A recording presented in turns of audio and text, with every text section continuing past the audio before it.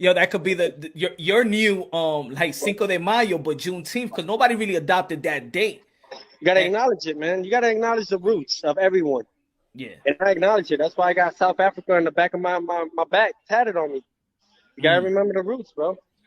And that's it's the first descendants, first where we all came from. the So motherland. man, there you go. So it's like it's just that, man. I appreciate everything that's coming. And I appreciate the world for being able to watch it. You Yeah, know? I'm yeah, in good man. spirits, man. Can nobody hold that? They can't break. I What up? What up? Y'all already know this is Punch Drunk Boxing, aka Mr. Moonshine himself. Ladies and gentlemen, y'all already know, man. It went viral. I had an interview with Teofimo Lopez several days ago. His choice of words, people out there, feel like it was distasteful. Some people agree, some people disagree. Some people are blowing it out of proportion in terms of calling him racist and things of that nature, which is absolutely wrong, absolutely BS. Teofimo Lopez is a good human being, good character, and a man of principle. But because the way that he said it, people want to time in on that. People want some clarifications and things of that nature. So in his IG, there was a gentleman that wanted some clarification. He actually asked Teofimo Lopez, "Are you racist? I'm a black fan of yours, and I want to know." Teofimo Lopez replied to him, "Am I not racist? I got nothing but love for all cultures. I express on the fighters, not the whole community. People tend to change my words. One love." And people do tend to change the words. You know what I'm saying?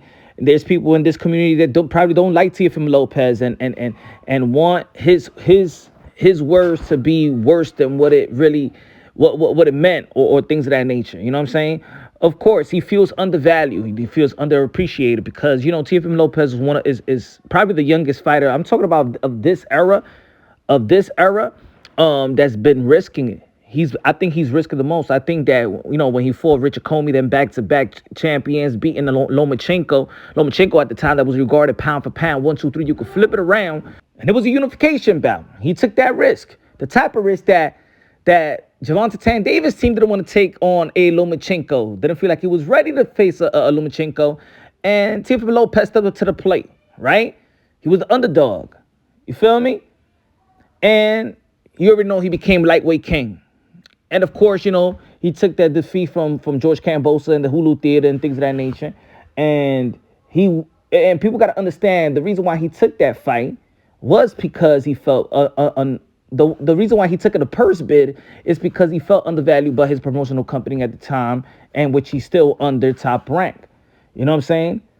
Feel like high risk, high reward after the Lomachenko. He felt that he wanted it, he needed to get that paid, or have the recognition, or the respect and the value to be reciprocated, put it that way.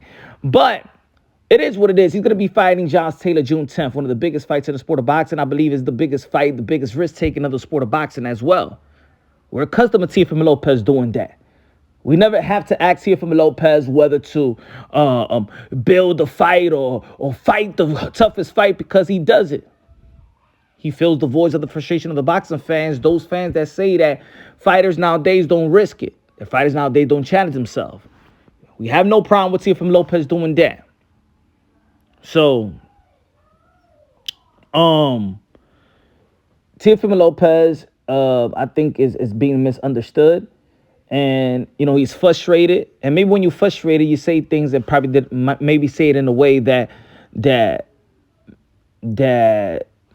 is not, how you say it, penetrate the ears very well.